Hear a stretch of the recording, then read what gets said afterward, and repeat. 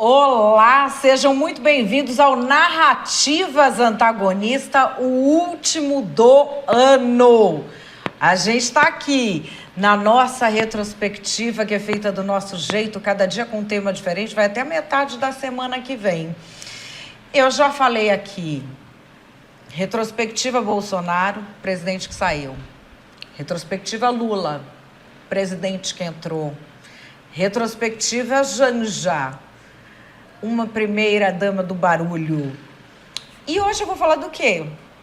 Eu duvido que você acerte.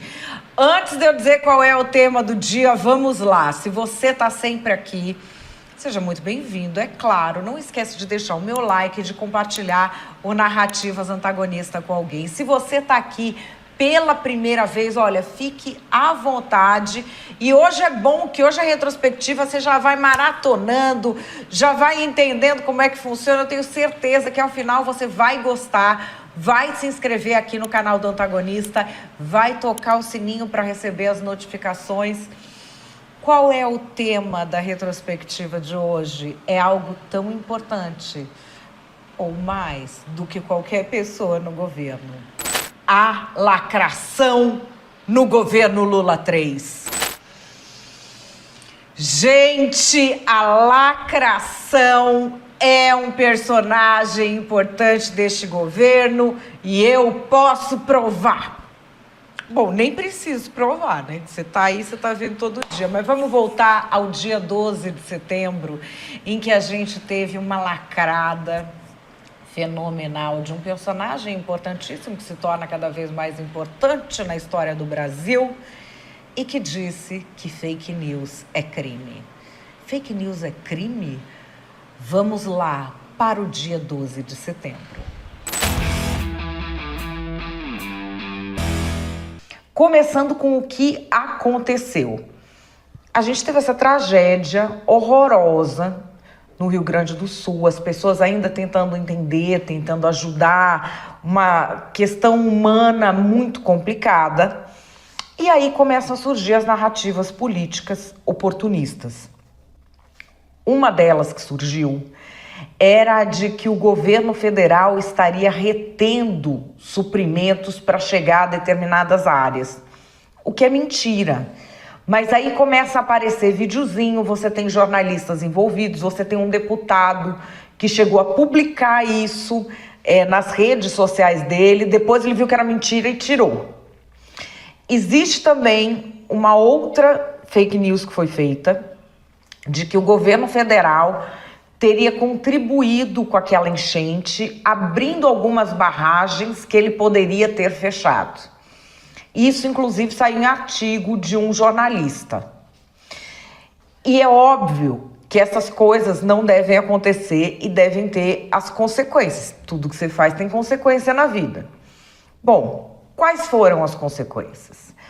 O ministro da Justiça, Flávio Dino, resolveu falar em nome da Polícia Federal e criar o crime de fake news.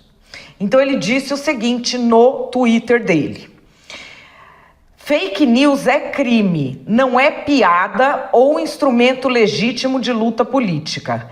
Esse crime é ainda mais grave quando se refere a uma crise humanitária, pois pode gerar pânico e aumentar o sofrimento das famílias. A Polícia Federal já tem conhecimento dos fatos e adotará as providências previstas em lei. O ministro disse, literalmente, ele não é um desavisado, ele é um professor de direito, já foi juiz federal. Ele disse, fake news é crime. E aí começou a internet inteira a entrar em polvorosa. Ele também falou em nome da Polícia Federal, que é uma coisa que causou muitos problemas para Sérgio Moro, por exemplo. Ele, ministro da Justiça, teve um atrito grande com Jair Bolsonaro, porque queria ter sob si a Polícia Federal. A Polícia Federal é independente, é de livre nomeação do presidente da República, embora esteja ali no Ministério da Justiça. Isso gerou uma crise grave e, na época, o presidente Lula ficou ao lado de Jair Bolsonaro. Lula disse que Bolsonaro é presidente da República e que o ministro da Justiça não fala em nome da Polícia Federal. Isso é o que aconteceu e a internet está no maior debate se fake news é crime ou não é. Existem no Brasil, esses são fatos, e isso você vai ver em várias publicações jornalísticas de ontem para hoje, à esquerda e à direita. No Brasil existem 3 crimes de opinião. Calúnia, que é você atribuir um crime a alguém, você dizer o fulano matou, o fulano roubou, esse admite a prova da verdade. Se você fala o fulano matou, você tem que provar que o fulano matou. Agora, se você provar que ele matou, você pode falar que ele matou, entende? Os outros 2 não admitem, que é injúria. Injúria é você xingar alguém, agora se for estendido, você tem injúria racial e etc. E difamação. Difamação é você dizer algo com o único objetivo de atingir a honra de alguém. E esse não admite prova da verdade. Você pode estar falando a verdade. Se você falou só para difamar, é crime igual. Tipo, sair falando, o fulano é um corno, a fulana é uma vagabunda, como as militâncias fazem pela internet, ou inventar a história de que o fulano é desse grupo, o fulano é daquele grupo, mesmo que seja verdade, é crime. Esses são os 3 crimes. Fake news não é crime. Aliás, fake news não tem nem uma definição legal no Brasil. Tem pessoas que dizem que é mentira, tem pessoas que dizem que é uma notícia fabricada com o intuito de enganar. Tem pessoas como eu que dizem que não necessariamente é uma mentira, mas é uma manipulação da verdade para fazer o público acreditar em algo.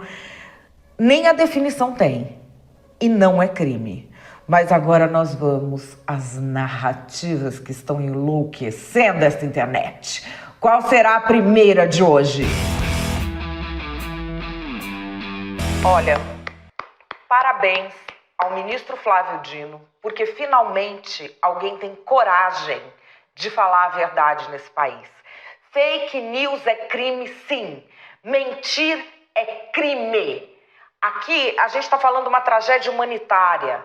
Tem gente fazendo aí malabarismos, né? Malabarismos retóricos. Por quê? Porque lá no fundinho, dentro do coraçãozinho fascista, tá a chama do bolsonarismo. E o bolsonarismo só existe se tiver fake news. Agora foram falar o quê? Que o governo federal não estava entregando mantimentos, estava impedindo as pessoas. É crime.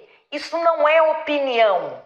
Isso não é piada. Isso é uma mentira. E mentir é crime, sim. E por isso, todo mundo que preza pela verdade, que combate as fake news que transformaram o nosso país nesse inferno, já está na internet marcando o ministro Flávio Dino para que ele veja todo mundo que mentiu no país e tem que ter sido punido.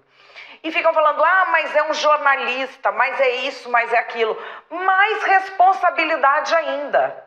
Eu vejo gente fazendo malabarismo de falar, mas então agora o governo é que define o que é verdade, o governo é que define isso, tentando criar um clima de pânico onde não tem, porque na verdade são pessoas que defendem fake news. São pessoas que defendem o bolsonarismo. São pessoas que defendem a mentira como arma política e não suportam a verdade. E é por isso que tem sim que enfiar a Polícia Federal no meio. Se mentiu, tem que pagar e é crime. Parabéns ao ministro Flávio Dino por finalmente peitar essa quadrilha que está emporcalhando a nossa política, transformando tudo numa loucura. Se a gente não punir todo mundo que mente e desinforma, esse país não tem como melhorar. Parabéns às autoridades e que seja só o começo. Nós sempre dissemos que essa invenção de fake news, de gabinete do ódio e de tudo, ela estava já no 1984, do George Orwell.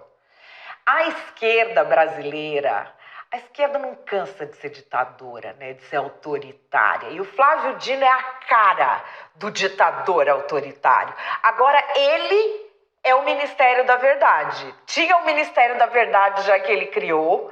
Não é suficiente. Ele próprio é a pessoa que diz o que é mentira, o que é verdade no Brasil. E se ele acha que é mentira, ele taca a Polícia Federal em cima de você.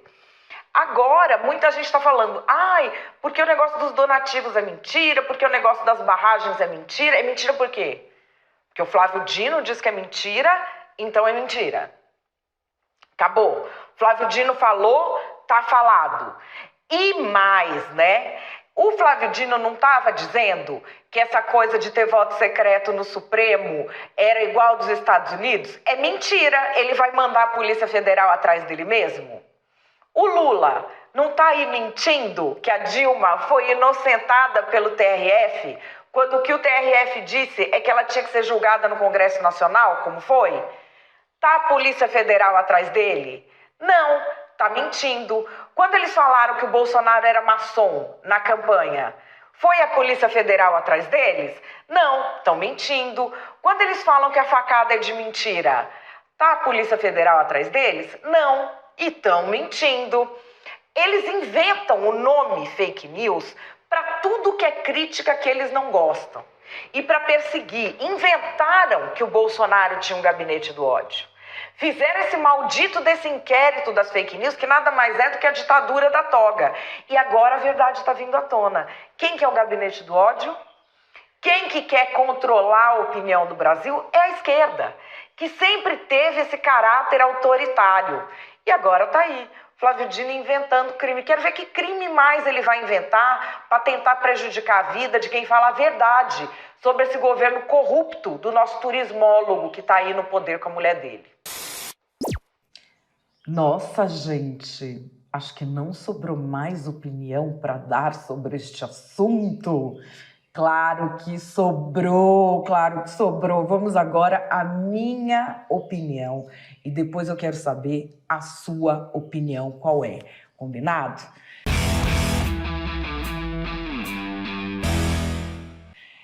Seguinte, esse caminho de político inventar que fake news é crime, sendo que quem decide o que é mentira ou verdade é ele próprio, é um caminho muitíssimo perigoso. Mais perigoso do que isso é a gente ter esta posição suicida de boa parte do jornalismo de embarcar nessa história. Flávio Dino não é nenhum tonto, não é nenhum idiota, é um homem muito experiente, é um homem versado na área do direito e ele sabe muito bem que fake news não é crime coisíssima nenhuma. Mas ele queria dizer que aquela fake news, como difamava, como caluniava, é crime. Não, não queria dizer nada, não. Ele queria dizer o que ele disse. E o que ele disse, a frase está lá. Fake news é crime. E vai além. Esse crime é ainda mais grave. Ele está dizendo que é crime, uma coisa que ele sabe que não é. O Brasil tem 3 crimes de discurso, de opinião. Calúnia, injúria e difamação. Nenhum dos 3 fala em, mentira é crime. Inventar... Fake news não tem nenhuma definição. Mas por que ele cria? Isso eu já falei, isso são fatos. Mas por que você vem com essa coisa do fake news é crime? Por que para o político interessa implantar na cabeça das pessoas fake news é crime, se não é? Pelo precedente. Você cria um precedente. E para criar um precedente, você não pode pegar uma coisa que seja duvidosa, você tem que pegar uma coisa que seja odiosa. É muito baixo, muito odioso você ficar inventando fake news ou mentira ou teretetê ou o que quer que seja em cima de uma crise humanitária. É de um oportunismo rasteiro.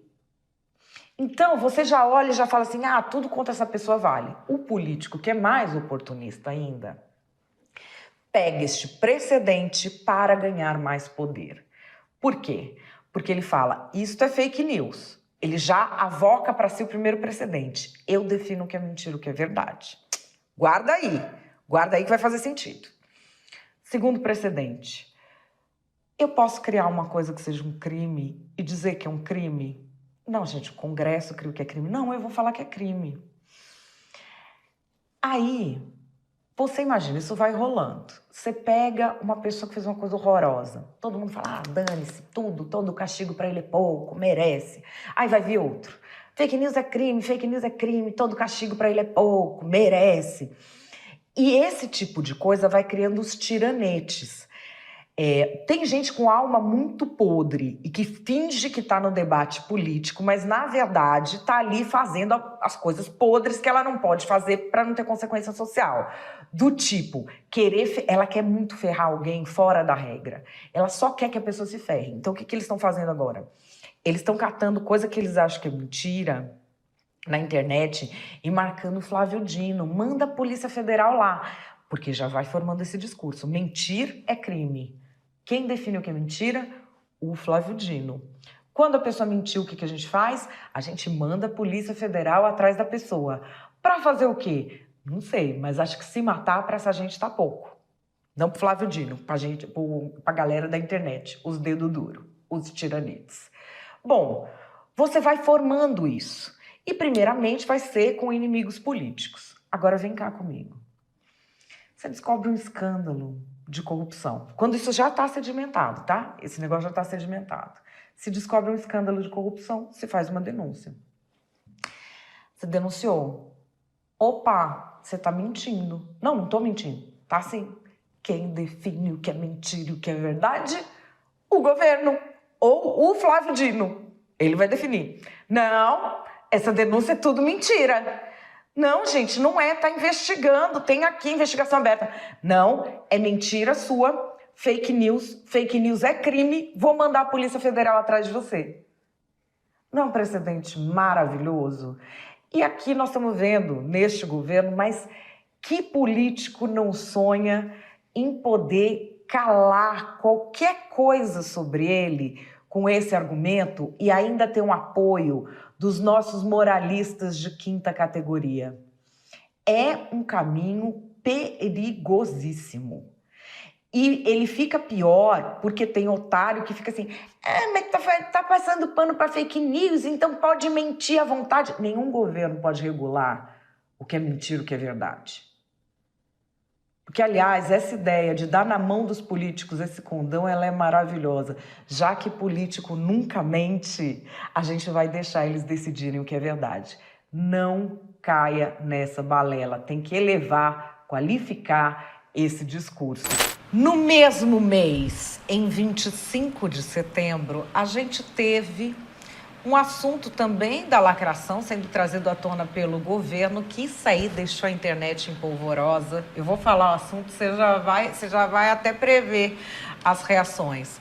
Banheiro unissex nas escolas.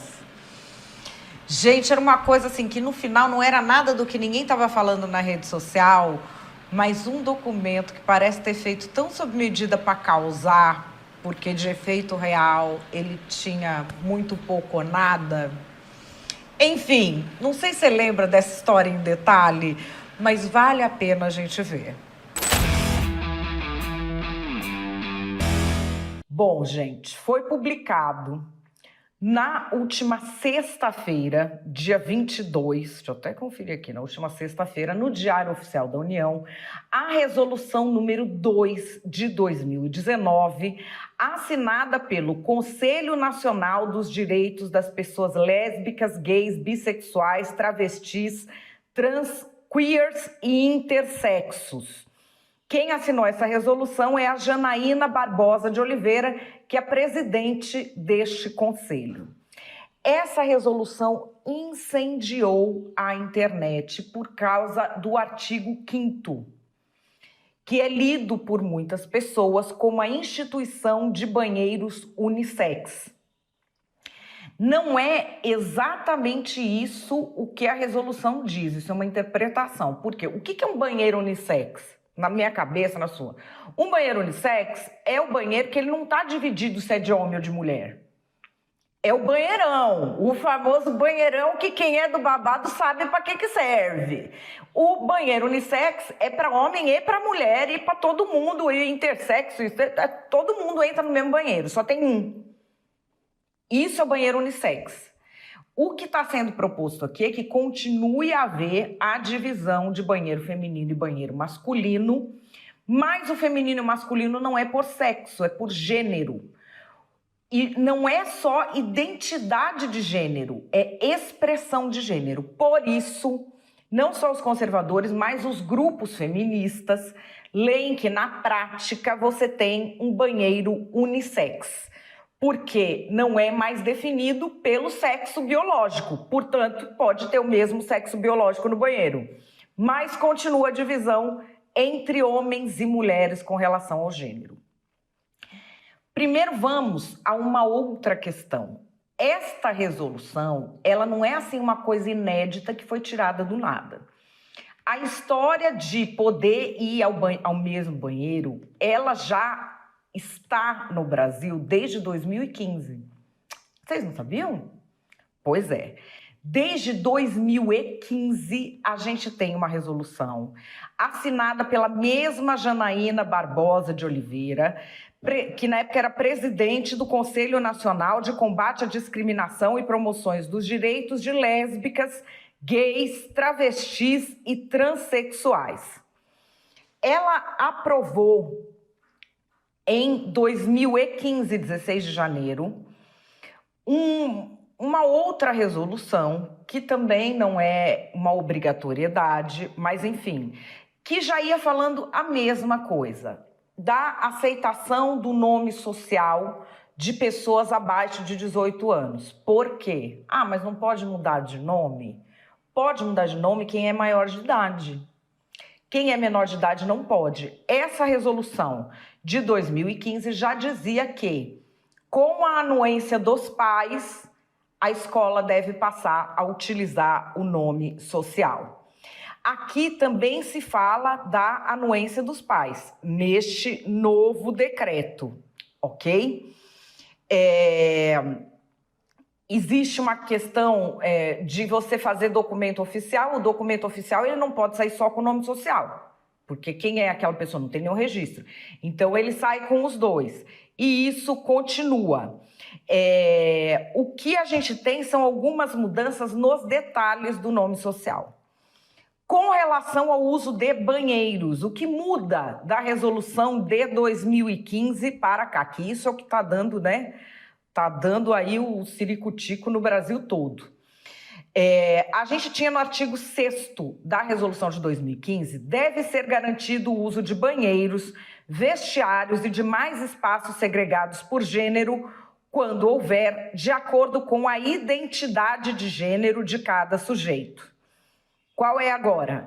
Deve ser garantido o uso de banheiros, vestiários e demais espaços segregados por gênero, quando houver, de acordo com a identidade e ou expressão de gênero de cada estudante.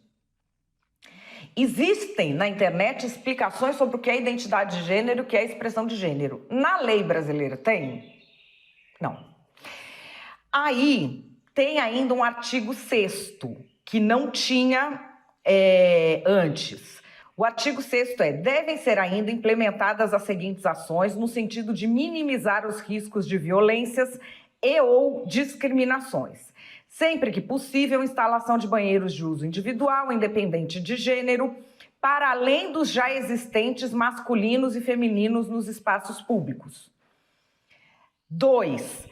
Realização de campanhas de conscientização sobre o direito à autodeterminação de gênero das pessoas trans e suas garantias. Ou seja, não é um diagnóstico de disforia de gênero ou nenhum tipo de diagnóstico que determina o gênero. É o que a pessoa diz que ela é. Com base em quê? No que ela disser. Ok? Terceiro, fixação de cartazes informando se tratar de espaços seguros e inclusivos para todas as pessoas. Isso não tinha antes, tá? E aí tem uma mudança com relação ao uniforme, que antes, no decreto anterior, caso haja distinções quanto ao uso de uniformes e de mais elementos de indumentária, deve ser facultado o uso de vestimentas conforme a identidade de gênero de cada sujeito. Ou seja, onde o uniforme de homem é diferente do uniforme de mulher, vai de acordo com a identidade. Mudou agora para... É garantida às pessoas autodeclaradas transexuais e travestis e pessoas não binárias a livre expressão de gênero a seu critério, sendo garantida a escolha do corte de cabelo e ou uso de acessórios condizentes com a sua identidade e ou expressão de gênero. E aí essas orientações se aplicam também aos processos de acesso às instituições de ensino, tais como os concursos, inscrições, entre outros, tanto para atividades de ensino regular ofertadas continuamente, quanto para atividades eventuais. E um outro extra que tem é um parágrafo único dizendo como você faz a denúncia caso não seja facultado o acesso ou o uso do acessório ou o uso do cabelo. Ou seja, nós não estamos falando de uma novidade, nós estamos falando de um novo decreto que traz coisas novas ao que já existia, que é o uso do banheiro por gênero nos estabelecimentos escolares.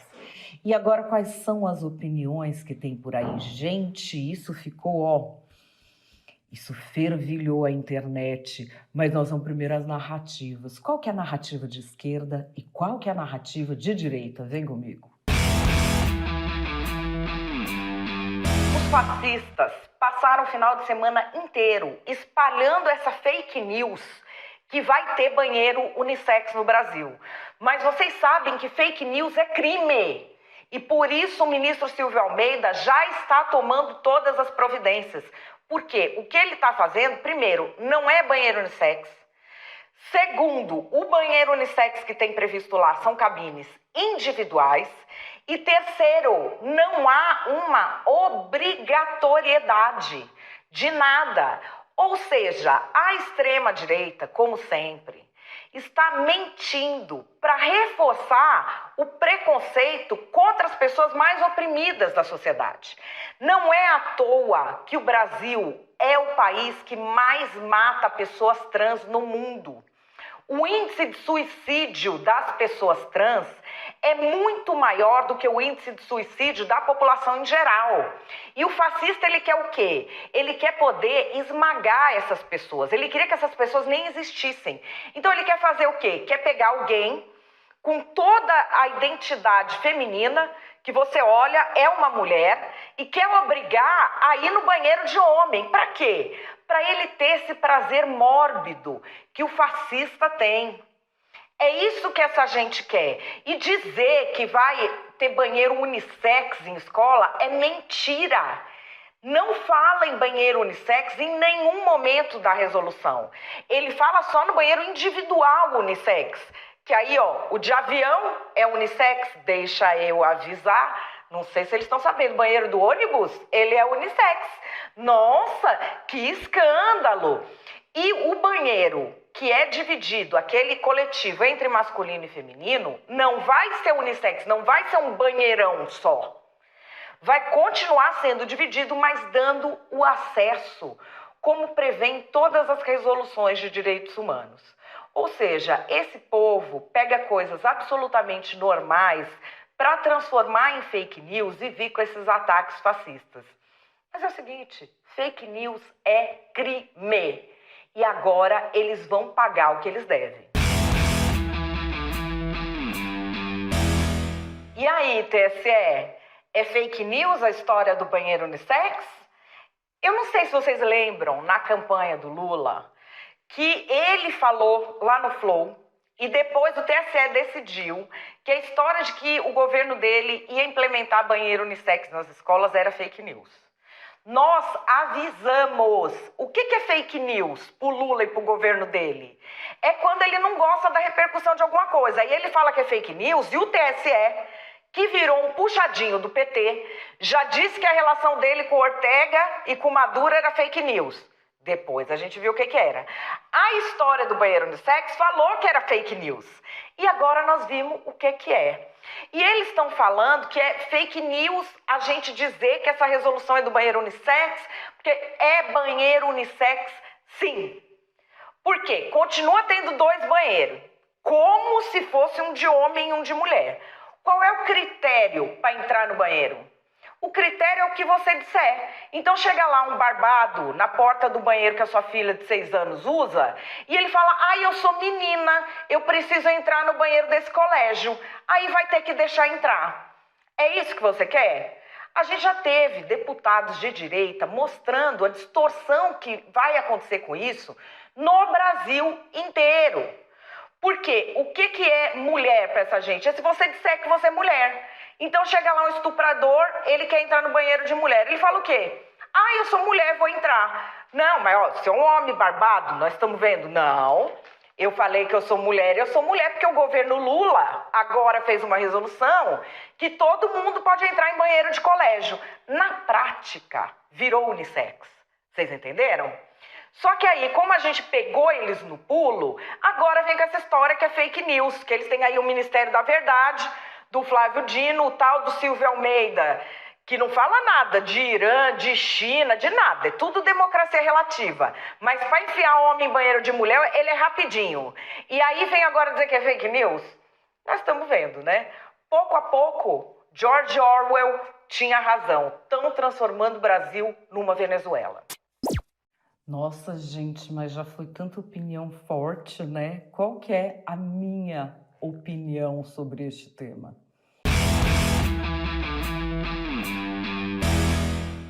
Minha opinião é que governo agir com base em lacração para agradar uma elite progressista vai acabar sendo um pato que vai ser pago pelas minorias. É a forma como foi feito esse documento, ela é absolutamente preocupante. Mais preocupante é essa reação autoritária, imatura e caprichosa do ministro Silvio Almeida, dos Direitos Humanos, que saiu falando que é tudo fake news e que isso, que aquilo, e nem esclareceu que a história do banheiro já existia antes, teve apenas uma pequena modificação. Saiu incendiando na lógica tuiteira, que é uma lógica, é a lógica com a qual ele construiu a persona pública dele, mas agora ele é ministro dos Direitos Humanos de todos. O fato disso não ter sido discutido com mulheres é algo muito preocupante. E o fato disso não ter sido discutido, também é muito preocupante, porque dá a impressão de que não se está pensando uma política, se está pensando em como lacrar mais. E aí, quando aparece alguém contrapondo também para fazer aquele barulho nas redes, essa bancada hashtag que faz isso, ele vai e pega aquilo e entra na bancada hashtag. Quem vai pagar o pato disso é a população trans. Não se iludam. Ninguém que está fazendo isso está defendendo trans. Ninguém que vem com uma resolução que tem escola, criança e banheiro na mesma frase, sem discutir nacionalmente, está protegendo alguém. Eles estão lacrando, eles ganham com isso, eles ganham poder, eles ganham prestígio, eles ganham patrocínio e eles estão tacando as trans na fogueira. E eu estou avisando isso, não é por achismo. Aqui tem um ponto que muito me preocupa, em que a gente tem, primeiro, a violação da liberdade de expressão. No artigo 6º, que é o artigo que fala, é o único que fala de banheiro unissex, só que seriam cabines individuais. A cabine não me preocupa aqui o inciso 3º. Fixação de cartazes informando se tratar de espaços seguros e inclusivos para todas as pessoas. Quem disse que todos esses banheiros são seguros e inclusivos? Você vai ser obrigado pelo governo a fixar um cartaz dizendo uma coisa que pode não ser verdade? Quantas meninas são estupradas em banheiro de colégio? É muito comum. Agora já tem um monte de casos que estão circulando aí na internet. Em faculdade tinha muito. Eu me lembro logo que eu entrei na faculdade nos anos 90, você teve um surto ali na USP, na FEFELESH, na Faculdade de Filosofia, Letras, Ciências Humanas, de mulher sendo estuprada em banheiro. Aí você vai pôr um cartaz no banheiro dizendo que lá é seguro e inclusivo? Que é seguro? Banheiro público é seguro? Então, assim, é preocupante que um órgão vinculado ao Ministério dos Direitos Humanos não tenha nenhuma preocupação com a questão dos direitos humanos.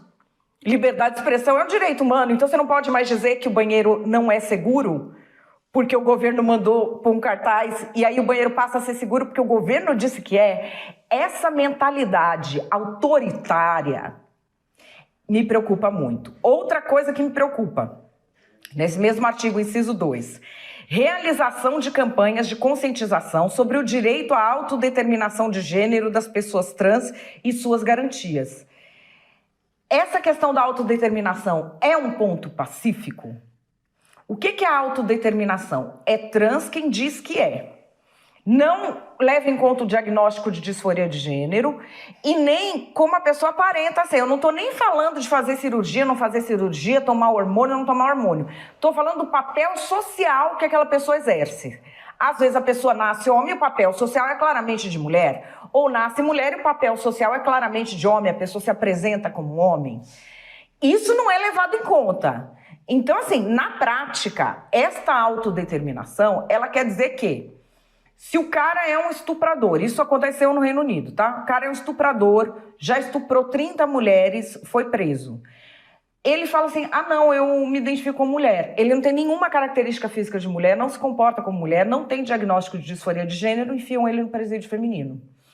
Isso virou lei, que não é. Aqui você tem decisões judiciais. Então ele está mandando você conscientizar sobre o direito à autodeterminação de gênero, sendo que você não tem esse direito. Não é o direito garantido em lei.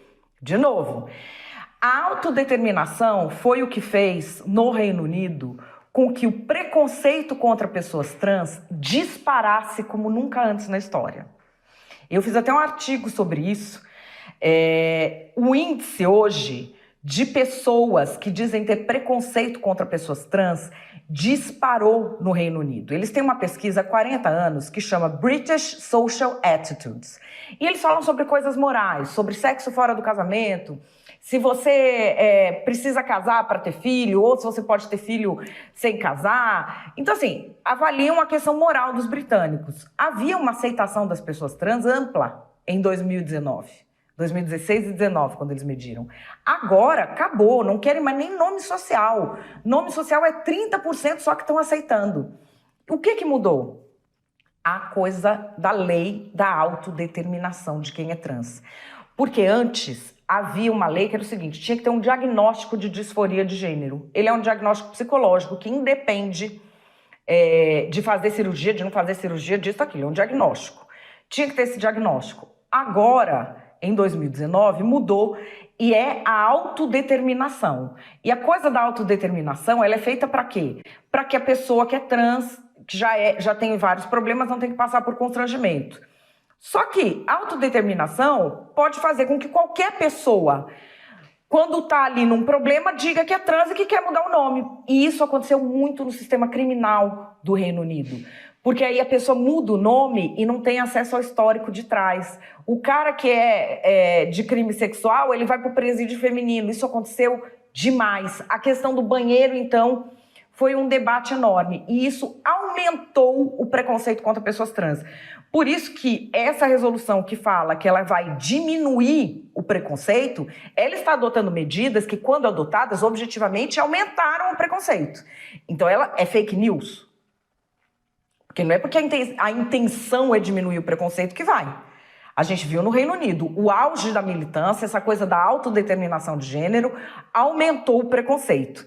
E aí, outra coisa que me preocupa é isso, de acordo com a identidade ou expressão de gênero, você define o banheiro. Vai ficando uma coisa cada vez mais aberta, com conceitos que você não sabe direito o que são, e isso causa pânico moral. Toda vez que você causa pânico moral, é que nem um pêndulo. Você causa pânico moral pelo autoritarismo, pela enxurrada de mentiras que tem aí, por coisas ridículas, como dizer que banheiro público é seguro. Imagina, o governo está mandando colar um cartaz no banheiro público dizendo que o banheiro público é seguro. Isso é uma loucura, assim, saiu completamente fora. A minha opinião é que esse tipo de medida agrada demais à lacração e ao mainstream. Infelizmente, quem vai pagar o pato disso são as minorias. E as minorias que abrem o olho, porque não tem nada pior para uma minoria do que flanelinha de minoria. Flanelinha de minoria é amigo de toda essa elite que a gente sabe como pensa no Brasil. E que não é nada inclusiva, é que quer só eles, só a panelinha mandando. Então essa galera que abra o olho. Porque a hora que esse pêndulo volta, quem vai pagar o pato é quem não está na elite e quem não tem nada a ver com essas coisas. Uma outra iniciativa também na área de educação que botou a lacração em todos os letreiros, em alta para quem quiser ver, foi o Enem, né? O Enem da lacração. Gente, esse Enem foi diferente dos outros? Teve muita coisa que deu o que falar e eu trago para vocês aqui os melhores momentos. 7 de novembro, vamos para lá. Bom, vamos lá ao fato do dia, o Enem da lacração. Já tem deputado querendo levar o ministro da Educação, Camilo Santana, a prestar explicações no Congresso Nacional sobre o conteúdo da prova do Enem. Além disso, a Frente Parlamentar da Agropecuária fez uma nota oficial que questiona principalmente 3 questões do Enem. E a nota começa assim: a Frente Parlamentar Agropecuária aguarda posicionamento urgente do governo federal brasileiro sobre questões de cunho ideológico e sem critério científico ou acadêmico dispostas no Enem, prova de admissão à educação superior aplicada pelo Ministério da Educação. Essa nota traz as questões que foram feitas, colocando alguns dados, e traz também dados oficiais. E quais são as questões mais problemáticas que apareceram? Vamos lá. Teve uma que está bem famosa, que é a questão 89, que fala da agricultura no Cerrado. E é uma questão que indiretamente critica até a Embrapa, que é o seguinte: no Cerrado, o conhecimento local está sendo cada vez mais subordinado à lógica do agronegócio.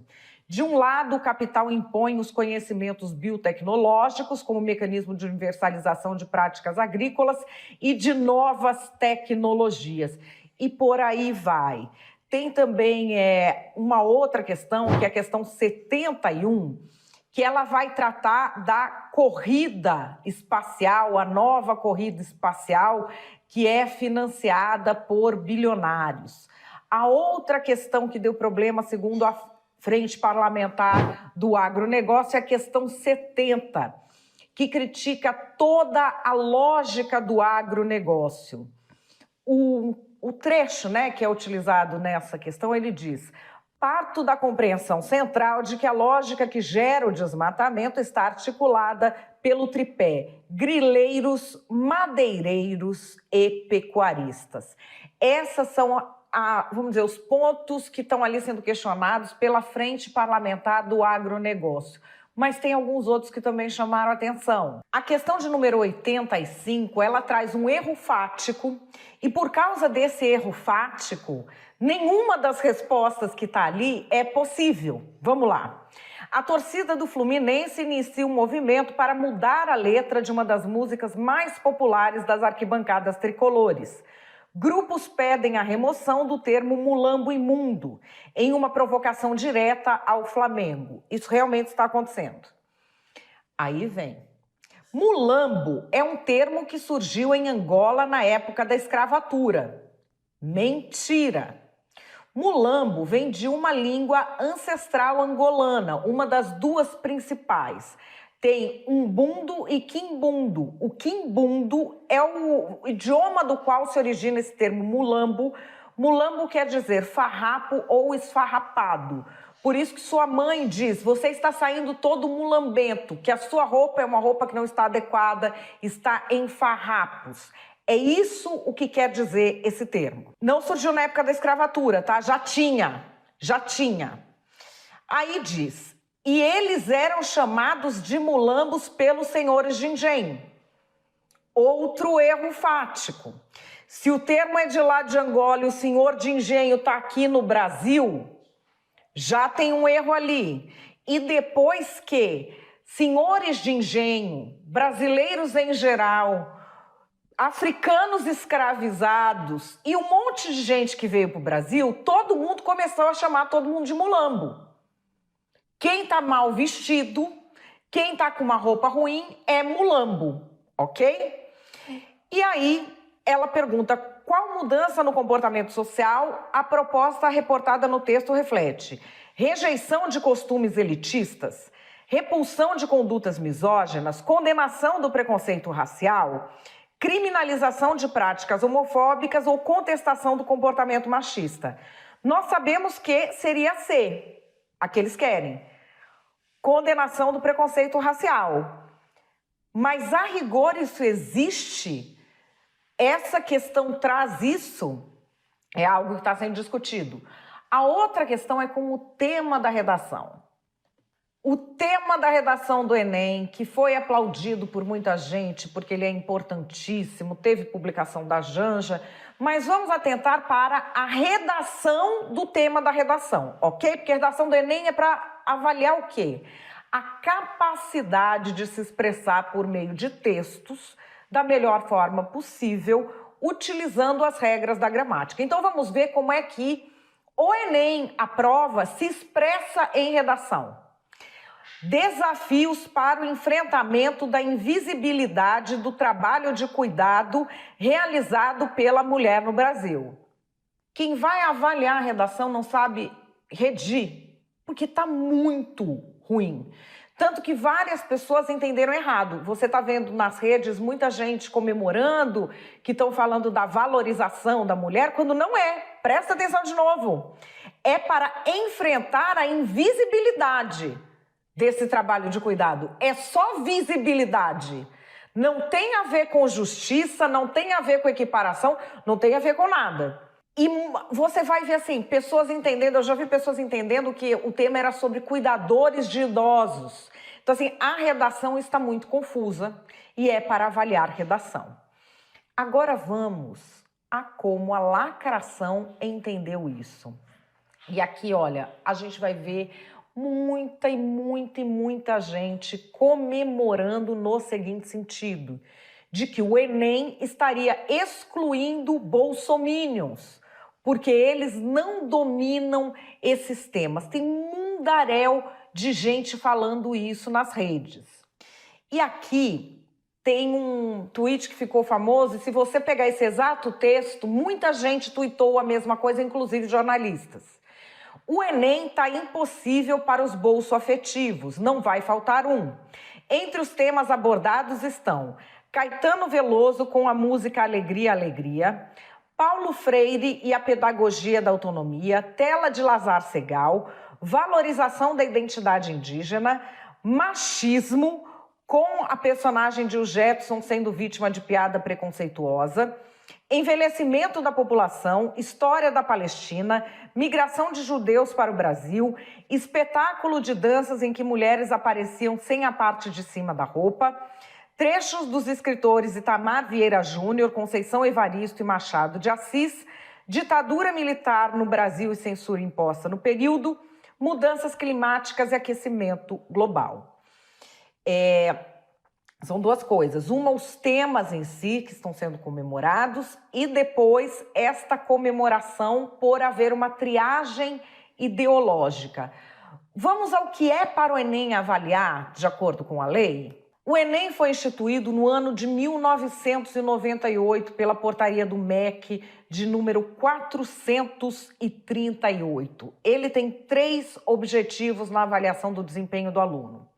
Dar ao cidadão parâmetro para autoavaliação com vistas à continuidade de sua formação e sua inserção no mercado de trabalho, criar referência nacional para os egressos do ensino médio, fornecer subsídios às diferentes modalidades de acesso ao ensino superior e virar uma modalidade de acesso a cursos profissionalizantes no ensino médio. Aí, no segundo artigo, a gente tem o que ele é. É uma prova de múltipla escolha e uma redação em que avaliará as competências e as habilidades desenvolvidas pelos examinados ao longo do ensino fundamental e médio, imprescindíveis à vida acadêmica, ao mundo do trabalho e ao exercício da cidadania, tendo como base a matriz de competências definida especialmente para o exame. E aí essa matriz de competências tem dominar a norma culta da língua portuguesa, compreender processos históricos geográficos, produção tecnológica, manifestações artísticas. Aí vai um por um dizendo para que serve o Enem. Esses são os fatos. E aí, quais são as narrativas? Vem comigo. O que eu tenho a dizer para os bolsominions? Chola mais, porque agora tem uma escolha. Ou você é bolsominion e fica no obscurantismo, ou você evolui se quiser entrar no ensino superior. O governo Lula acertou numa coisa que é o seguinte: a prova do Enem, ela é a prova de bolsominion. Não tem como bolsominion passar, e isso é a melhor coisa que foi feita para o nosso país. E vocês vejam como é ridículo, né? Eles estão chiando por causa de quê, os bolsominions? Eles estão chiando porque fala da emancipação de mulher. Mulher para eles só existe quando é fraquejada. Tem Caetano Veloso, nossa, Caetano Veloso fez o L, não pode. Eles não sabem avaliar nada. Chega aquela coisa, vem falar a realidade do agronegócio. O agro, que ficou mais do que provado no governo Bolsonaro, é um movimento fascista. Ah, mas dá dinheiro, mas é fascista. E aí, quando se expõe isso, que é um fato no Enem, que o agro impede quem mora no campo de estar no campo, que o agro se apropria de tudo, tem uma lógica capitalista, aí eles estão arrepiadinhos, estão chamando lá o ministro. Eu acho uma coisa, quando se trata de educação, se você conseguir excluir bolsominion e deixar bolsominion gritando, você está no caminho certo. Eles estão reclamando, e quem é que está reclamando? É essa gente que rezava para pneu. Essa gente que dizia que vacina tinha chip. É essa gente que estava defendendo até outro dia um golpe de Estado e o fim da democracia. Então, assim, tudo que for a prova de bolsominion é ótimo. E o que eu tô achando da gritaria deles na internet? Eu tô achando pouco. Sabe o que quer dizer Enem? Não é mais Exame Nacional do Ensino Médio, é Exame Nacional da Esquerda Militante. O governo Lula finalmente fez o que queria, né? Ele implementou oficialmente a doutrinação no lugar da educação no Brasil. Nós estamos alertando há tantos anos sobre professores doutrinadores. Tanto tempo. E o Brasil não quer fazer nada, né? O Brasil quer ser progressista, quer esquerdar, quer ser o Brasil do amor. Olha, tomou na cabeça. Tanto tempo nós tentando implementar um programa maravilhoso, que era o Escola Sem Partido, em todas as escolas. Se tivesse escola sem partido, nada disso estaria acontecendo hoje. Não implementaram. Qual é o nosso último refúgio? São as escolas cívico-militares. Fora das escolas cívico-militares, não tem salvação no Brasil. Só que aí também se forma na escola cívico-militar, se ele não aprender o progressistez, se ele não gabaritar em encontro com Fátima, ele não vai entrar em nenhuma universidade, porque o Enem agora só avalia se você sabe agachar a sua cabeça para a esquerdinha e dizer o que o progressista gosta. Porque se você não falar o que o progressista quer ouvir, você tá fora. É uma tortura feita com os estudantes, deles terem que ceder à doutrinação, porque se ele não ceder à doutrinação, ele não pode entrar numa faculdade. Olha, eu sempre fui a favor de filmar professores doutrinadores. Se a gente tivesse feito isso nos últimos anos, acho que a gente não estava nesse ponto do Enem. E a gente está vendo tudo que o Gramsci falou de tomar por dentro, né? Tomar por dentro as instituições. Tá aí. Foi feito. Faz o L agora.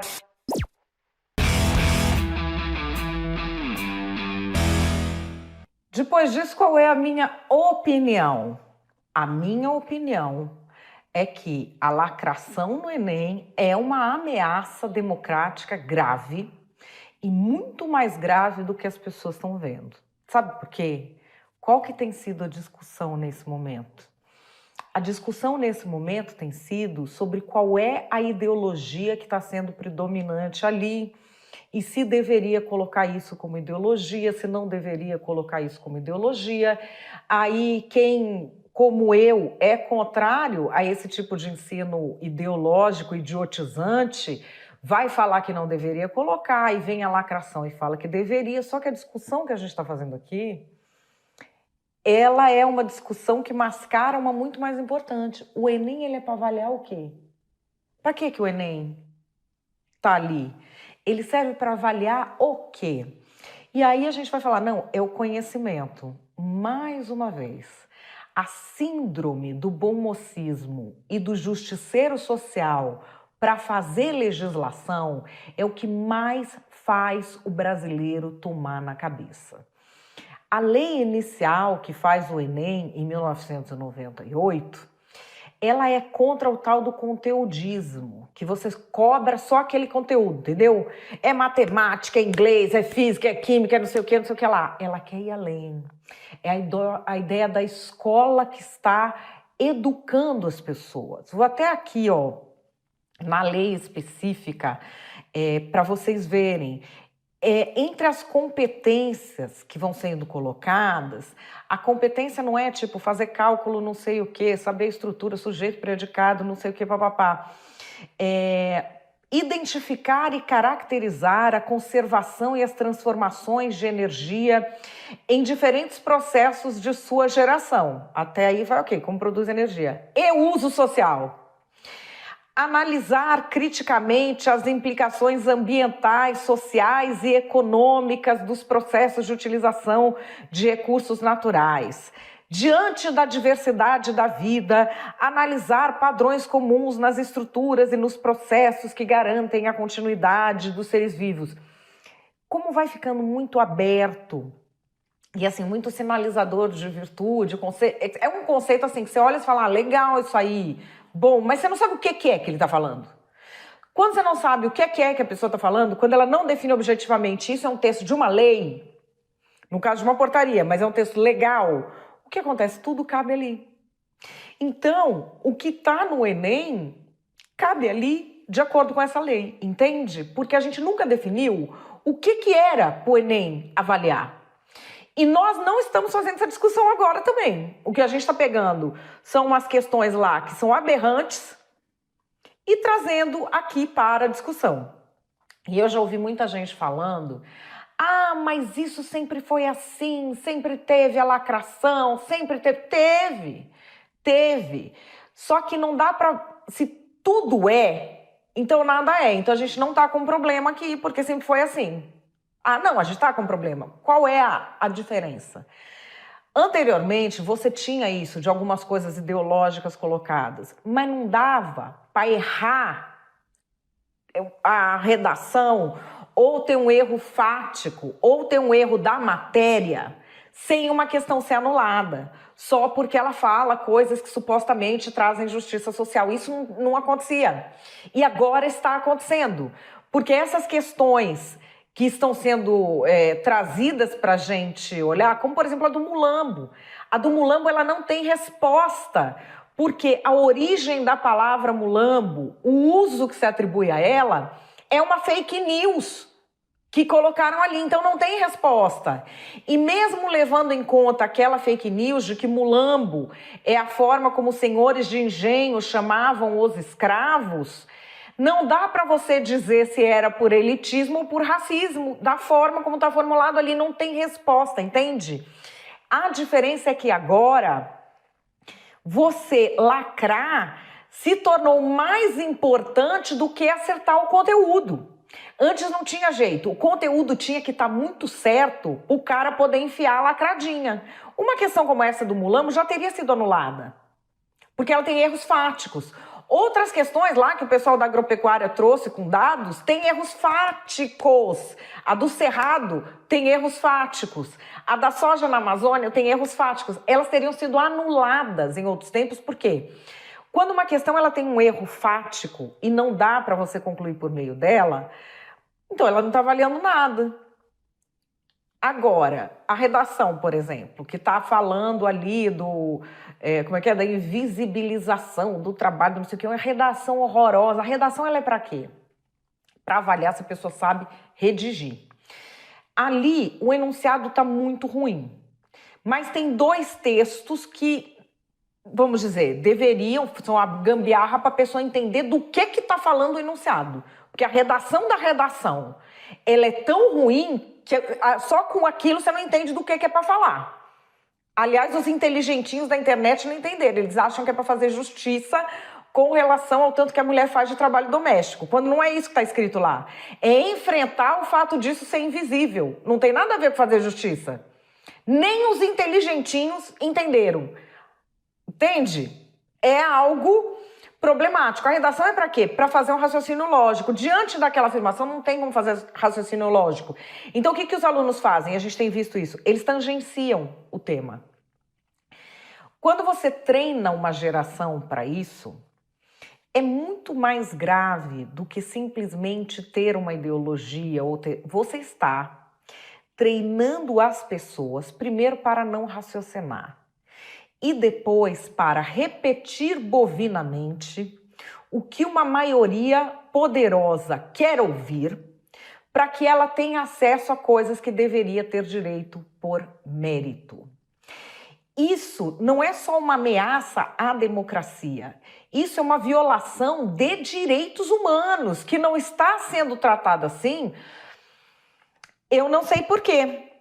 Esse Enem, do jeito que ele está, ele é uma dupla violação ao artigo 26 da Declaração Universal dos Direitos Humanos. Em seu inciso 1º, ele diz que o ensino técnico e profissional deve ser generalizado. O acesso aos estudos superiores deve estar aberto a todos em plena igualdade em função do seu mérito. Esse mérito não pode ser ideológico. Declaração dos Direitos Humanos, não é por ideologia que você está filtrando as pessoas, que essa é a comemoração que o Lula afetivo está falando, o Bolsominion não entra. Isso é uma violação de direitos humanos.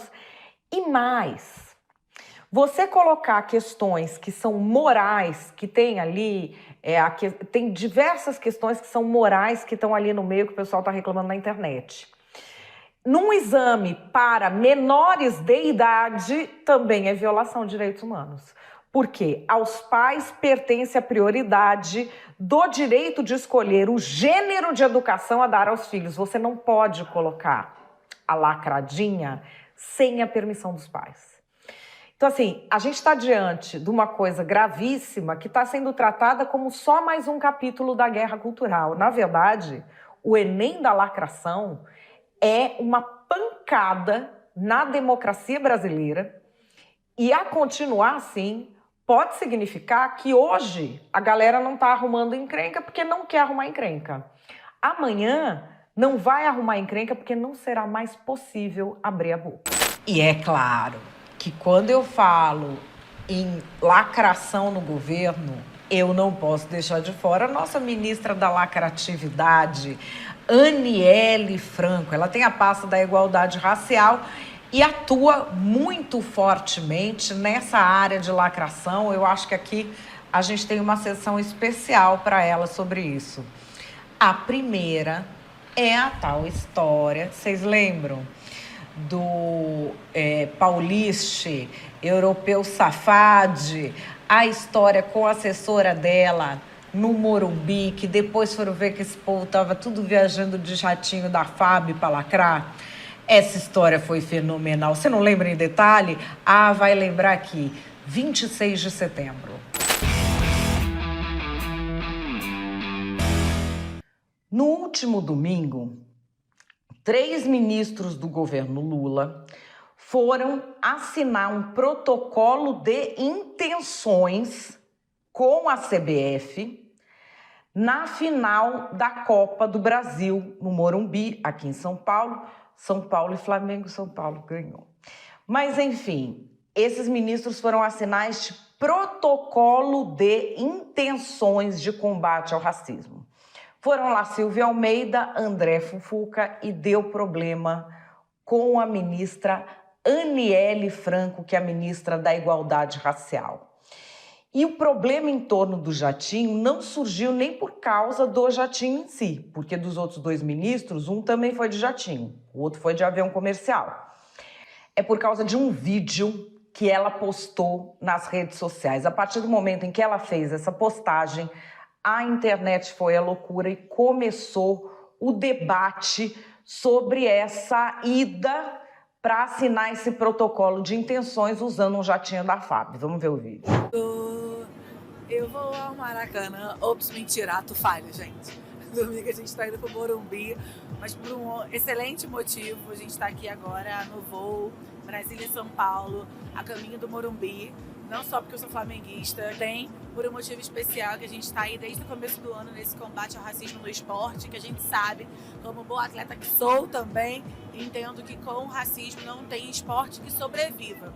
E é por isso que a gente vai lá assinar hoje um protocolo de intenção, né, com o Edinaldo, que é o presidente da CBF, também com o Ministério dos Esportes, para que a gente possa caminhar nessa luta aí coletiva, transversal, em conjunto, para combater o racismo no esporte. Vamos que vamos, acompanha tudo aí. A ministra não foi sozinha, ela também levou assessoras que estavam ali em missão oficial do governo. A ministra depois fez as alegações dela, que eu vou trazer aqui, mas essas assessoras também fizeram postagens que passaram a dar muito problema nas redes sociais. A mais polêmica é uma postagem racista, feita pela assessora do Ministério da Igualdade Racial. Ela diz o seguinte: torcida branca que não canta, descendente de europeu safade. Pior tudo de pauliste. Isso é o que disse a assessora do Ministério da Igualdade Racial numa missão oficial. Também houve outras postagens que passaram a ser alvo de sindicância do próprio governo, como que elas meio que tiram sarro da camisa da CBF. É uma postagem que relaciona a camisa da CBF ao bolsonarismo dentro do avião da FAB. Então tem lá, depois da 5ª final perdida pelo Flamengo, meu time agora é o Brasil. 30 segundos de diálogo com a CBF já viraram patriotas, prontas para o cancelamento. E aí, depois, a questão de abrir a camisa do Flamengo no meio da torcida do São Paulo, uma postagem da assessora de comunicação estratégica falando derrota do Flamengo, mais saindo andando com protocolo de intenções do governo federal na mão, mais tentando achar transporte, mais gás lacrimogênio, mais olho e boca ardendo. Então, essas são as postagens que foram feitas. Houve muita contestação, claro que da oposição ao governo, mas também de gente que é até partidária ao governo devido à postura. A ministra Aniele Franco resolveu responder. Qual foi a resposta dela? É inacreditável que uma ministra seja questionada por ir fazer o seu trabalho de combate ao racismo e cumprir seu dever. Vemos que as noções estão invertidas quando avançamos em um acordo histórico de enfrentamento ao racismo e somos criticados por isso.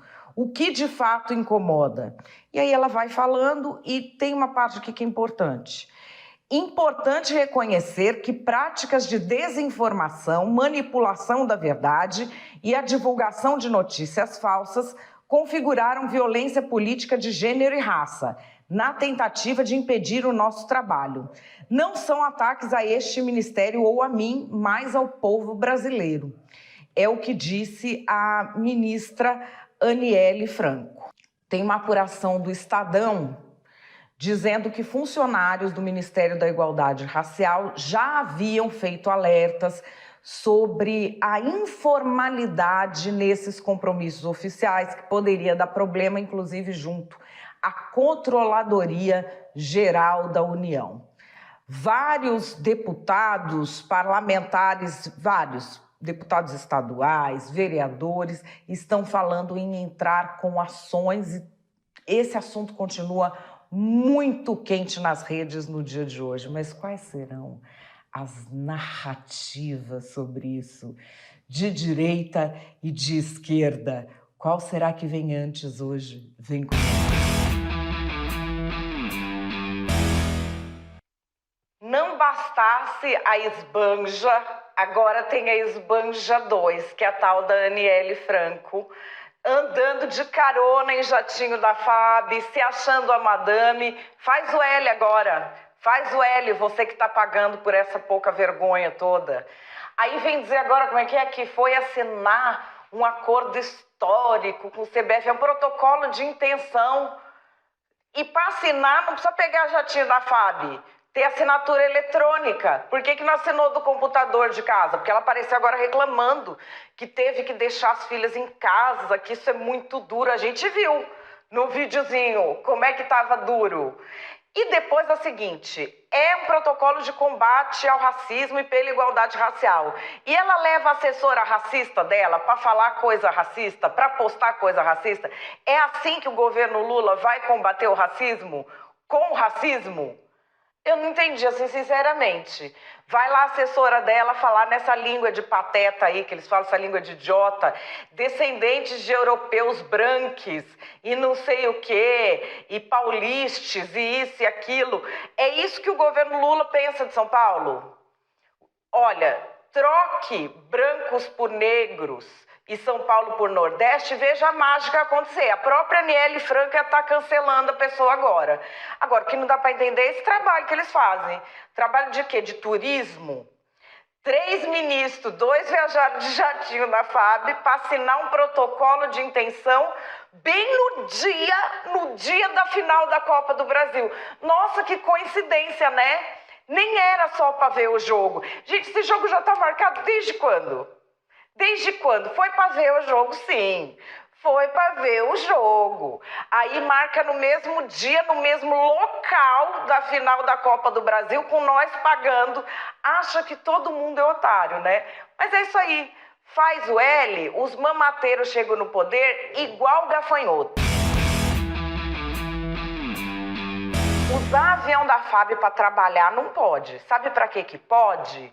Para transportar 40 quilos de cocaína, para atividade pessoal, para ir em aniversário de amigo da primeira-dama, para isso pode. Para trabalhar e assinar um protocolo de intenções, aí não pode, que fica o bolsonarismo escandalizado. O bolsonarismo é muito ridículo. É muito ridículo. A ministra está sendo cobrada injustamente, inclusive por parte da imprensa.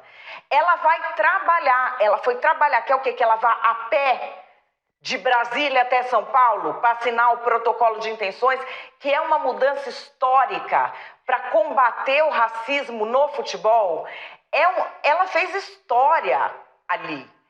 Ah, mas e o vídeo, que isso, que aquilo outro? Gente, ela é uma pessoa honesta, ela é uma pessoa aberta, ela não é do mundo político.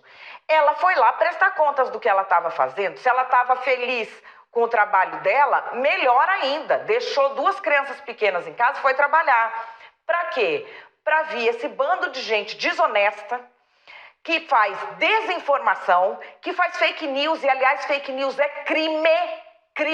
Vocês guardem isso. Porque essas cobranças que foram feitas com a ministra Aniele Franco, elas são o quê? Cobranças criminosas, com base em fake news. É gente que tem que estar na cadeia, não tem que estar na internet. A ministra não pode trabalhar. Vocês vejam como é, uma mulher negra, ela enfrenta preconceito mesmo quando ela está em posição de poder. Você veja se há cobrança sobre o trabalho de outros ministros. Não há. Mas como vai mexer no calo que dói, que é o calo do racismo, do poder ser racista, do futebol ser tão racista e tão machista, ela aperta esse calo, se voltam contra ela. Mas a democracia venceu. A democracia venceu e essa gente tem que se acostumar. Desinformação e fake news não passarão. E não toleraremos violência política de raça e gênero, como foi feito dessa vez. Nossa, gente, mas é muita opinião, né? Não é opinião. Nada disso opinião. É tudo narrativa que saiu da boca de político, que saiu da cabeça de marqueteiro, que eles tacam na rede e a galera vai e copia sem dó e sem perceber, às vezes, sem perceber. Por isso que a gente tem aqui o Narrativas. Agora eu vou falar para você qual é a minha opinião. Qual é a sua? Fala aqui embaixo para mim.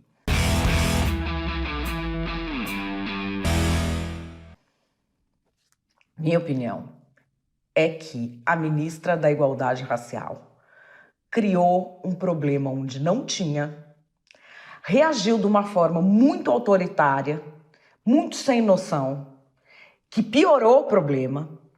E a continuar nessa escalada vai chegar um momento em que o próprio presidente da República vai ter que intervir. Ou ela recua agora e para de piorar o problema, percebe que chegou no fundo do poço, para de cavar o problema, ou isso vai acabar escalando para um problema muito maior para o governo Lula. A ministra fez um vídeo completamente inadequado porque ela estava indo para um ato de governo, não para a farofa da GK. Ela não é influencer, ela é uma ministra de Estado. E ela é ministra de Estado de um partido ou de um presidente que diz que ter 2 televisões em casa é ostentação. Então, ostentar em jatinho já não cabe bem. Além do mais, o PT passou os 4 anos do bolsonarismo falando de jatinho. Aí ela repete, entende? Então ela já está num tema que já é complicado no debate da sociedade, ela entrando muito mal nesse tema. Aí ela argumenta que foi trabalhar, assinar um protocolo. É um protocolo de intenções. Por que o presidente da CBF não foi assinar em Brasília? Que aí, inclusive, podiam participar todos os ministros envolvidos, até o Lula. Por que teve que ir na final da Copa do Brasil, no jogo, ainda ir lá depois falar com o jogador? Por que teve? É difícil de justificar isso para a população, embora isso seja muito presente na função pública. Mas é difícil justificar, porque as pessoas vão ver como uma mata e vão reclamar. E vão reclamar muito por causa do vídeo, porque o vídeo pareceu deboche. Bom, aí a ministra fez uma postagem muito autoritária, dizendo que é desinformação, fake news, violência política de gênero e mentindo. Não tem esse povo que fala que mentir na política é crime?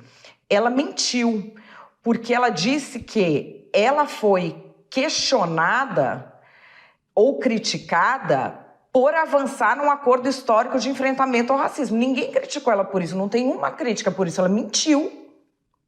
Isso aqui é desinformação e fake news. Ela mentiu. Ela foi criticada pela atitude no jato da FAB. A maioria que está criticando nem sabe direito o que ela foi fazer, do que ela é ministra. Ninguém criticou o trabalho, criticaram a postura no jato da FAB. E aí, ela fala que práticas de desinformação, manipulação da verdade e divulgação de notícias falsas são violência de gênero e raça na tentativa de impedir o nosso trabalho. Ninguém tentou impedir o trabalho dela. Ninguém tentou impedir nenhum trabalho. Aliás, o trabalho em si, que era assinar o protocolo de intenções, ela não precisava nem ter ido de jatinho da FAB, como efetivamente teve um outro ministro que não foi de jatinho da FAB. Ela não precisava ter feito o vídeo no jatinho da FAB. Aliás, ela não precisava nem ter ido.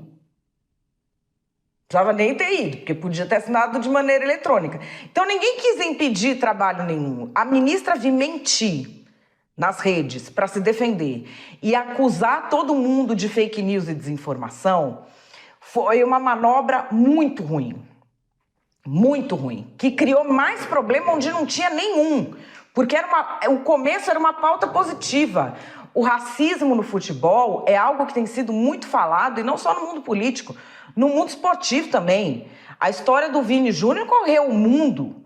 A gente tem uma demanda por isso. Era só pauta positiva. Ela estragou a pauta positiva com o tal do videozinho fazendo graça, brincando de ser influencer quando é ministra de Estado. Depois ela piora com essa declaração autoritária. E agora, finalizando, ela chega numa encruzilhada. Por quê? Ou ela realmente estava em missão oficial com as assessoras e não tem nada de errado de DIFAB, ou ali era uma agenda pessoal das assessoras e elas não deviam ter ido de FAB. E eu digo isso porque a assessora dela fez uma postagem racista durante este evento, que era um evento de trabalho. Então, assim, se era um evento de trabalho, a posição do governo Lula é de que igualdade racial é um nome, mas de que o Ministério se posiciona, o Ministério não, o governo Lula se posiciona contra paulistas e contra descendentes de europeus. Se elas estavam lá de maneira oficial, então também é verdade que a posição oficial do governo Lula é contra os paulistas e contra os europeus. É o que legalizou a xenofobia. Se era missão oficial, então isso é verdade, porque a postagem da assessora, mas foi feita numa conta pessoal, não estava a trabalho, tão a trabalho que teve que ir de FAB. Então tudo que foi feito lá é um trabalho, correto? Então, se tudo que foi feito lá é um trabalho, então a igualdade racial não existe, esse acordo não tinha nem por que ter sido feito, porque ele fala de igualdade racial, e a postura do Ministério é contra as pessoas brancas do Brasil, descendentes de europeus do Brasil, e contra o povo paulista. Ou então, não. O Ministério é pela igualdade racial, o governo Lula respeita os direitos humanos e entende que é necessário ter igualdade racial, o governo Lula combate o racismo e a agenda foi pessoal. Ela enfiou o governo numa sinuca de bico que não precisava ter enfiado e só piorou a situação. E olha que isso é sintomático, vocês vejam que esse governo Lula está assim. Os ministros que mais criam problemas são também os que não fazem porcaria nenhuma que adianta para o governo. Porque, assim, de combate mesmo ao racismo que ela foi fazer lá, ela foi que assinar um protocolo de intenção com a CBF, não tem uma ação prevista no protocolo inteiro. São 22 páginas, o documento não tem nenhuma ação, começa dia tal, vai ser feito isso, não tem. Era uma pauta que podia ser tão positiva, porque até no meio do jogo falaram disso. Olha, gente, sinceramente, os progressistas não estão acostumados com essa coisa que se chama responsabilidade, né? Eles estão acostumados a sair de tudo, apontando o dedo para as pessoas e cancelando, como a ministra tentou fazer. Mas agora ela tem uma responsabilidade de governo e de Estado. Ela não está em rede social. Então ela criou um problema que não precisava para o Lula. E a questão é como é que o Lula vai passar a lidar com esse pessoal que não está nem aí para o governo dele. E agora a gente continua com a ministra Aniele, agora em 1º de novembro, que foi um dia que ela foi participar de um desses programas lá de assessoria de imprensa do governo, e ela cismou de mandar uma história que buraco negro é racista. E deu o maior trelelê nas redes sociais, obviamente, e também, gente, uma ministra de governo falando um absurdo desse. Você não lembra essa história do buraco negro e racista? Tô brincando, era buraco negro racista só. Mas vambora para você relembrar isso aqui. Bom, vamos aos fatos. A ministra da Igualdade Racial, Aniele Franco, que recentemente bombou na mídia e nas redes sociais por causa de uma declaração racista de uma assessora dela, voltou aos trending topics. E isso por quê? Olha que coisa, por causa de um pronunciamento num daqueles programas oficiais do governo chamado Bom Dia Ministro.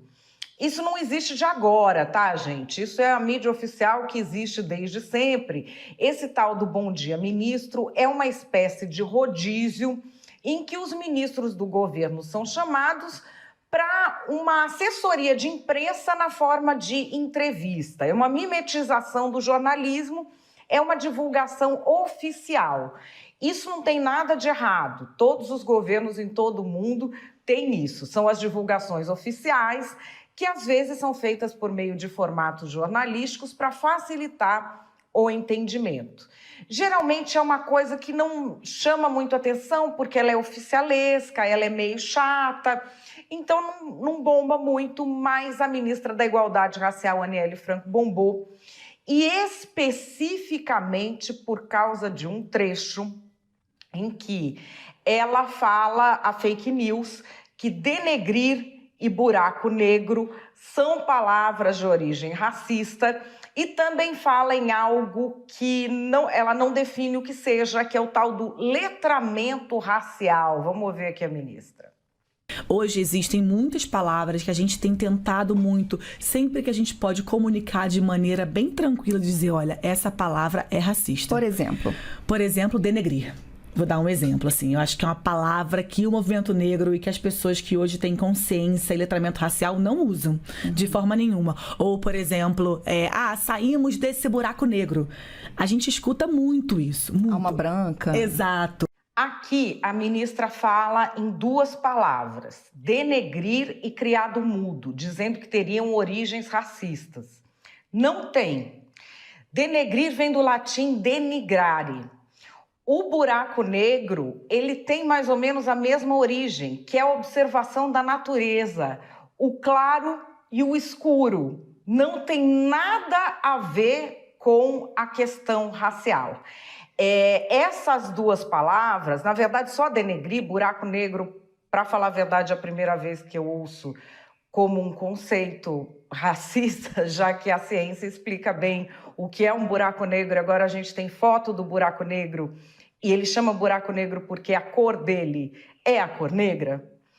Enfim, não é um julgamento moral sobre o buraco negro, até porque não é possível julgar moralmente um buraco negro, mas enfim. Denegrir estava numa lista que circulou há tempos atrás de uma agência de checagem, a agência Lupa, que depois teve que checar a checagem. Ela fez uma lista enorme de termos que teriam origens racistas, a origem era tudo inventado, não tem pé nem cabeça, e depois ela própria teve de checar a própria checagem que havia sido feita. Essa coisa do letramento racial a gente tem ouvido muito porque virou um mercado muito interessante. Não é um conceito tirado do nada, tá? Ele é um conceito que vem dos Estados Unidos. Você deve estranhar essa palavra letramento racial. Por quê? Porque é um conceito americano, importado exatamente como de lá e enfiado goela abaixo aqui sem adaptar à nossa realidade. Ele funciona mais ou menos como funcionou aquela tradução ruim de telemarketing que no começo a gente ouvia tanto.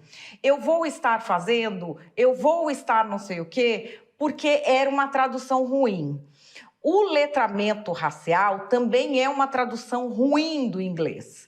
Ele vem de racial literacy, que é um conceito produzido pela antropóloga afro-americana Frances Wyndham Twine. Ele depois foi traduzido em alguns lugares do mundo. A tradução dele da palavra é ruim e a tradução para a realidade não foi feita. O letramento racial que a gente vê nas empresas, ele é uma cópia do que a gente tem nos Estados Unidos, sendo que o Brasil é um país mestiço, de maioria de pardos e pretos, e os Estados Unidos tiveram segregação racial e tem hoje uma população negra de aproximadamente 12%, bastante minoritária. Poderia ser uma fala solta da ministra, isolada, mas não é. É uma forma de agir. Institucionalizar a pauta supostamente de interesse identitário. Eu digo supostamente por quê? Porque o interesse identitário precisa ter nexo com a realidade, com o tamanho daquele grupo. Então, se a sua identidade é a identidade das mulheres, qual é o tamanho desse grupo e qual é a consequência prática dessa medida na vida dessas mulheres? Eu falo supostamente por quê? Porque o discurso parece identitário, mas as consequências práticas ou não se veem, ou elas não têm nada a ver com a causa que dizem defender. E aqui nós vamos a um projeto que está para ser votado, o 8889 de 2017, que está em regime de urgência e institucionaliza cotas identitárias nos serviços de streaming. Exatamente, você deve conhecer esse projeto como o projeto que vai deixar a Netflix mais cara, porque esse projeto prevê, uma das principais coisas, é que 10% do faturamento dos serviços de streaming sejam utilizados para a produção de conteúdo nacional. Estou falando para você, 10% do faturamento. Você que é comerciante, você que é empresário, sabe? É de tudo que entrar, não é do lucro, ok? Entrou, mesmo se tiver prejuízo, vai ter que gastar 10% daquilo em produções nacionais, em produções brasileiras. Isso é um ponto. O outro ponto é quando a gente começa a ver que a pauta da lacração, que é a pauta que finge defender minorias com um discurso que simula o discurso identitário, mas é um discurso muito utilizado na área comercial, na verdade, é algo importado dos Estados Unidos, que faz sucesso em empresas. A gente vê isso virando lei, e isso é gravíssimo, porque a lei afeta diretamente a realidade, a liberdade e os direitos. E para que isso seja afetado, você tem que lidar com a realidade. Não é o caso aqui. Quando se estabelece o conteúdo audiovisual brasileiro, que é 10%, tem uma cota dentro da cota, que é o conteúdo audiovisual identitário. Existe definição disso? Não, foi criada. Conteúdo brasileiro que aborde temas vinculados à garantia de direitos de pessoas pertencentes a grupos incentivados. O que são grupos incentivados? Não tem definição, é criada nessa lei. Grupos incentivados: mulheres, negros, indígenas, quilombolas, povos e comunidades tradicionais, conforme autodeclaração. Ok? Não precisa verificar se é. Se a pessoa se declarar, ok. Pessoas com deficiência, aí não é autodeclaração. E grupos em situação de vulnerabilidade social, com reduzido acesso a serviços e meios de criação, formação, produção, registro, fruição e difusão cultural que requeiram maior reconhecimento e proteção de seus direitos sociais e culturais. Portanto, para estes, a medida é que eles requeiram maior reconhecimento, né? Ficou subjetivo, se eles têm de requerer ou se é o que se considera que se requer. A produtora identitária brasileira é a que tem a titularidade direta ou indireta de pelo menos 51% do capital total e votante de pessoas pertencentes a grupos incentivados. Então aí a gente tem esta lógica, esta mesma teoria dos Estados Unidos que vem sendo implementada aqui no Brasil com muito sucesso na área comercial, sendo utilizada para uma outra coisa, que é o Estado dizendo como as empresas funcionam. Isso está para ser votado. PL 8889 de 2017. O que vai deixar o streaming mais caro, vai colocar lacração no streaming e quer dizer até que empresa que contrata com a empresa de streaming. Quais serão as narrativas para isso, Brasil? Vem comigo. Gente, a lacração não cansa de passar vergonha. Por isso é que eu digo, quem lacra não lucra. E como não lucra, tem que se enfiar num carguinho no governo.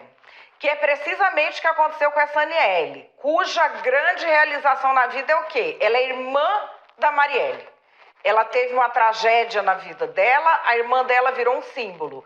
Então ela ganhou um cargo no governo. Ela é o quê? Ela é da turma da lacração. É só lacração, não tem uma coisa que essa mulher fez no governo que não seja lacração. E tá ganhando um salário nababesco. Porque, olha, PT é boquinha. E esse povo da lacração tá ocupando todos os espaços para fazer o quê? Para fazer nada. Para ficar encostado e falando bobagem. Essa ministra, que já no ministério dela não faz coisa nenhuma, foi enfiada goela abaixo de uma empresa particular, que é a Metalúrgica Tupi, para ser membro do conselho pelo governo Lula. Como o BNDES tem uma participação lá, o Lula enfiou goela abaixo. Essa mulher entende alguma coisa de metalurgia, de empresa, de não sei o quê? Não, nem de igualdade racial entende. Porque ela, sendo ministra da Igualdade Racial, precisou demitir uma assessora por racismo. Então, problema, né? Mas enfiou na empresa. Agora, esse é o tipo de gente que tá aí no governo Lula. É só para fazer farra, é só para fazer fuá de internet, é só para fazer o Brasil passar vergonha, né? Faz o L agora, é isso que você queria? Como é que chama a pessoa que se recusa a desconstruir o racismo estrutural? Racista, né? Racista. Esse povo vem com esse papinho de que tá ali só querendo falar a origem da palavra certo, e isso e aquilo. Não é nada. Quer licença para poder ser racista. E quando aparece alguém corajoso, como a ministra Aniele, falando as verdades. Nós estamos no século 21. 2023 não dá para usar a palavra de origem racista, denegrir, buraco negro. Por que não buraco branco? Porque tudo que é ruim sempre tem que ser colocado na conta do negro. Ai, mas não é de propósito, só que está fazendo. A gente precisa se desconstruir. As pessoas que passam por letramento racial sabem muito bem do que eu estou falando. Nós criamos estereótipos de como ver as pessoas brancas e como ver as pessoas pretas. E toda a linguagem e todo o relacionamento social são erigidos em torno disso. É por isso que a gente não tem igualdade nesse país. É um país escravagista, é um país escravocrata desde sempre. Só que as pessoas não querem reconhecer seus privilégios. As pessoas querem manter os seus privilégios e fingir que estão brigando por liberdade de expressão. Aí vem a ministra Aniele Franco, quebra com tudo, começa essa gritaria do fascismo na internet. Mas assim, não passarão, os tempos mudaram. Todas as empresas já têm programa de letramento racial. A pessoa que se recusa a fazer letramento racial vai na internet falar que você se recusa para ver qual vai ser a reação justa e indignada do Brasil que quer se desconstruir. Nós precisamos mandar para frente, essa é a proposta do presidente Lula, mas é claro, as forças do atraso jamais vão se conformar.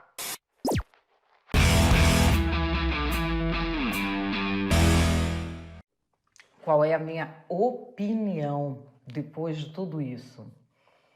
A minha opinião é que o Brasil está subestimando o perigo de institucionalizar a lógica da lacração.